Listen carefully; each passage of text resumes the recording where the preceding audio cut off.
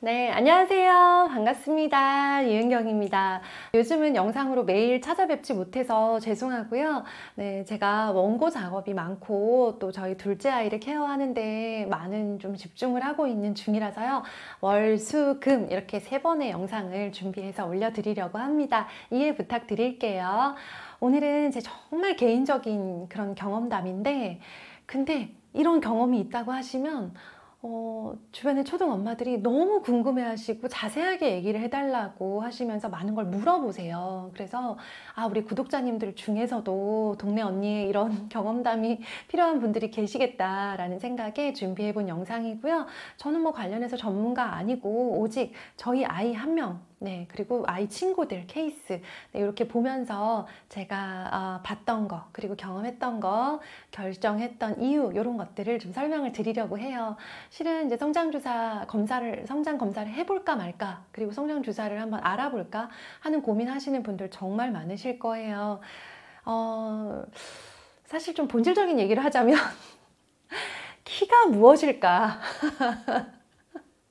키란 무엇인가? 큰 키란 무엇인가? 뭐 사실 이런 생각 하잖아요.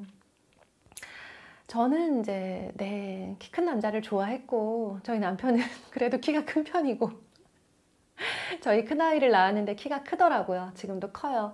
근데 둘째 아이는 잘 자라지 않았어요. 좀 이렇게 그러니까 점점 성장이 둔화되는 게 보였고 그 즈음 5학년 때 성조숙증 진단을 받았어요. 좀 몸이 뚱뚱해지기 시작을 하면서 비만으로 인한 성조숙증 진단을 받으면서 사실은 그때 많은 생각을 했던 것 같아요.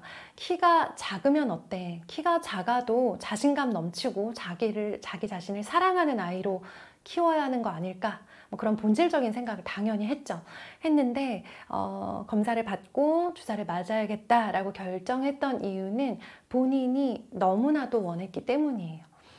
네, 아이가 난 키 작아도 상관없어. 나는 난 외모나 키 때문에 난 신경 안 쓰는데 이렇게 외모에 쿨한 아이였다면 그리고 운동이든 공부든 다른 면에서 자신감이 넘치고 칭찬받는 그리고 또 좀 두드러지는 그런 아이였다면 굳이 성장 주사를 맞췄을까? 라는 생각이 들더라고요. 네, 그 말을 달리 말하면 뭐냐면 저희 둘째 아이는 느린 학습자고 경계선 지능을 가지고 있고 저희 아이는 잘하는 게 없어요. 그러니까 남들에 비해서 잘한다 라고 칭찬받고 있는 항목이 하나도 없는 아이예요. 그런 아이가 학교 생활에서 인기가 없고 칭찬받거나 두드러질 수 있는 그런 조건을 하나도 갖추지 못한 상태인데 이 아이가 당시 5학년 때 성장 그 호르몬 검사를 했는데 예상 키가 165cm가 나온 거예요. 남자인데 남자 165cm면 정말 작은 편이잖아요. 작고 이렇게 다른 쪽으로도 당분간은 나중에 어떻게 될지 모르죠. 인생이 어떻게 될지 모르지만 학창시절 동안만큼은 이 아이가 다른 친구들에 비해서 자기가 자신감을 가질 수 있는 항목은 없어 보였어요. 그래서 이 높은 비용을 감당하고 시작을 할 것인가, 키가 작아도 상관없지만 키를 1cm라도 키울 수 있다면 노력을 할 것인가, 그 부분에서 굉장히 많이 고민을 했고 하기로 했어요. 본인의 의지가 너무나도 강했고 또 형이 크다 보니까 형에 대한 어떤 부러움과 좀 비교의식이 늘 있었어요. 물론 그 부분에 대해서 좀 더 탄탄하고 건강하게 내면을 만들어주지 못한 건 저의 부족함이죠. 근데 저는 그렇게까지 해줄 수 있는 엄마는 아니라고 생각을 했고요. 키 크고 싶어 하는 아이가 키를 1cm라도 더 크게 할 수 있다면 그거는 내가 노력을 해보겠다. 이 정도의 그런 평범한 엄마입니다. 그래서 시작을 했고요.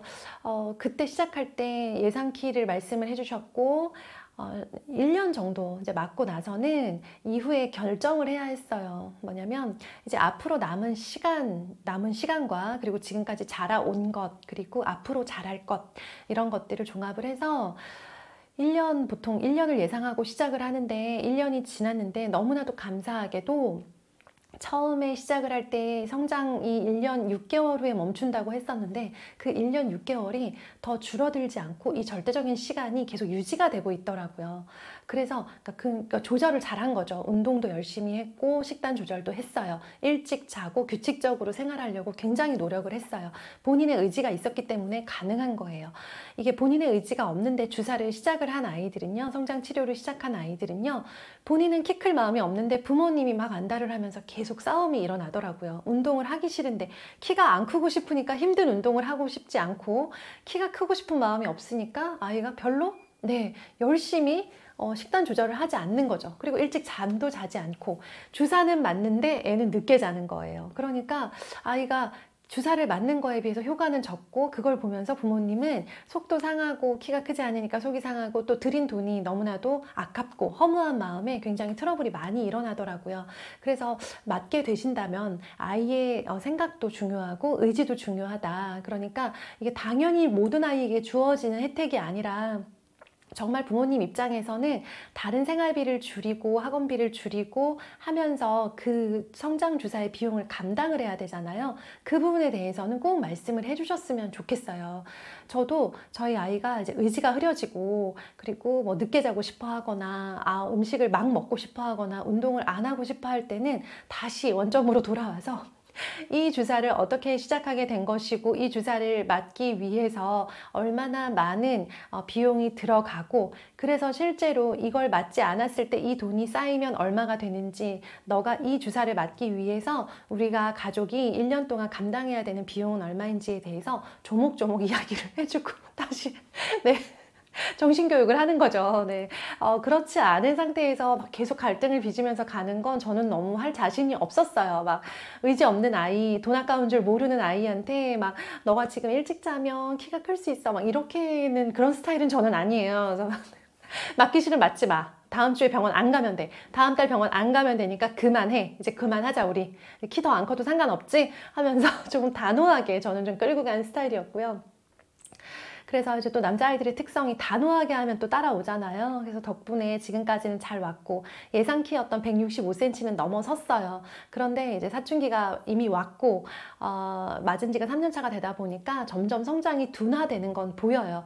맞았던 첫 1년은 정말 한 달에 1cm씩 쭉쭉쭉 크는 게 보였었고 이게 원래 좀 둔화된다고 하더라고요. 점점 둔화돼서 지금은 뭐 1년에 한 5cm 뭐 이 정도도 크기 어렵기는 하지만 앞으로 남은 지금 현재 1년 남았거든요. 얘가 지금 자랄 수 있는 성장 기간이 1년 남았다고 하셔서 남은 1년 동안은 이제 계속 뭐 한 5cm라도 더 커서 170이 넘기는 게 목표이고요. 아이도 이제 그걸 원하고 기대하고 있는 상황이라서 저희는 실은 이제 이 비용의 부담이 크죠. 이거는 얼마를 벌고 뭐 얼만큼 뭐 재산이 많고 이걸 떠나서 실제로 그달 나가는 생활비와 관계된 것이기 때문에 이 비용이 부담되지 않는 부모는 적을 거예요. 굉장히 적을 거라고 생각을 해요. 모두가 다 이런 비용은 부담이 되는데 특히나 저희 아이처럼 이미 사춘기이고 몸무게 이건 체중에 따라서 용량이 다르거든요. 체중이 계속 올라가는 아이들은 용량이 계속 올라가요. 주사 용량이 늘어나요. 그 말은 매달 내야 되는 주사 비용이 늘어나고 있다는 거예요. 그래서 처음에 시작할 때는 한 달에 60만 원, 70만 원 정도로 시작을 했었고 저는 분당 서울대병원을 다니고 있는데요. 거기에서 조금씩 슬금슬금 올라가고 있는 상황.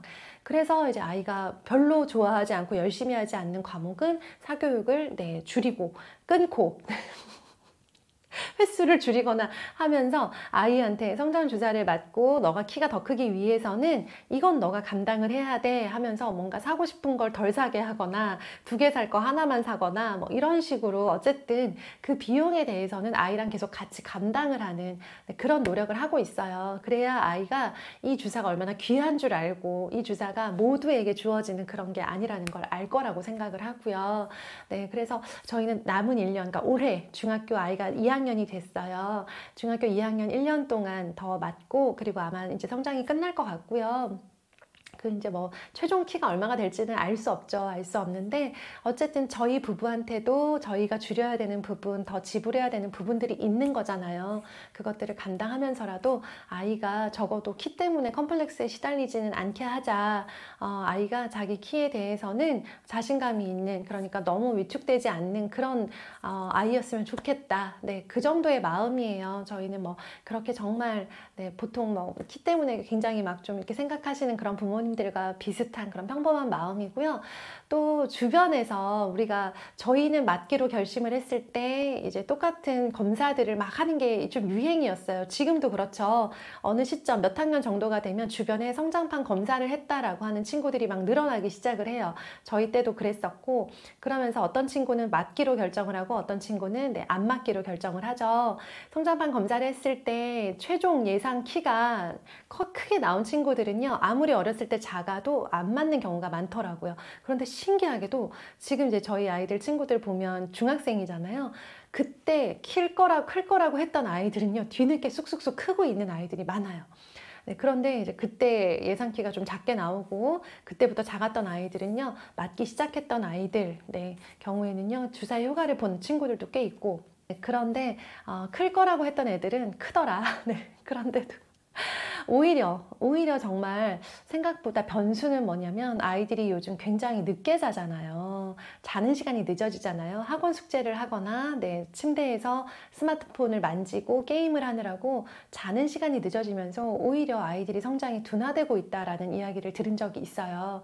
그래서 아이들 생활 습관 점검하는 것도 되게 중요하고, 그리고 성장판 검사를 할까 말까 고민하시는 경우에는요, 저는 그냥 검사해보세요 라는 말을 해요. 예, 주변에 제 지인들이 물어보면 그냥 해봐. 네, 왜 그러냐면 해서 저도 주사 맞춰 이게 아니에요.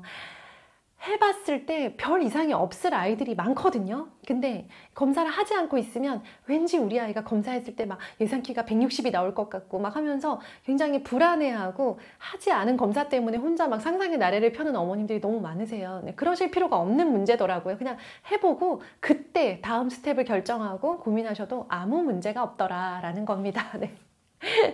그래서 고민하고 계시다면 주변에 꼭 저처럼 처음부터 대학병원에 안 가셔도 돼요. 저는 이제 아이가 비만이 왔다라고 생각하고 빠르게 움직이느라고 대학병원에 간 거고요. 주변에 있는 그냥 그런 그 병원들, 개인 병원들에 가셔도요, 요즘은 검사를 정말 많이 해주세요. 그리고 필요하다라고 한다면 이제 소견서를 써주시니까요. 네, 필요한 대로 이번 방학 때 한번 검사 그냥 편안한 마음으로 받아보시기를 추천을 드립니다. 어떤 병원에서는 이렇게 초음파, 뼈만 찍고요. 어떤 병원에서는 호르몬 검사까지 병행을 하는데요. 이왕 검사를 하실 거면 네, 피 검사를 통해서 호르몬 검사와 뼈 검사를 같이 해보시는 게 훨씬 정확도가 높다고 하더라고요. 저희도 그렇게 하고 있는 중입니다. 네, 좀 궁금하신 거 있으시면 또 댓글로 남겨주시면요, 답변으로 네, 답글 달아드리도록 할게요. 고민 있으셨던 분들 조금 해소되셨으면 좋겠습니다. 이상 저의 경험담이었습니다. 감사합니다. 좋은 하루 되세요.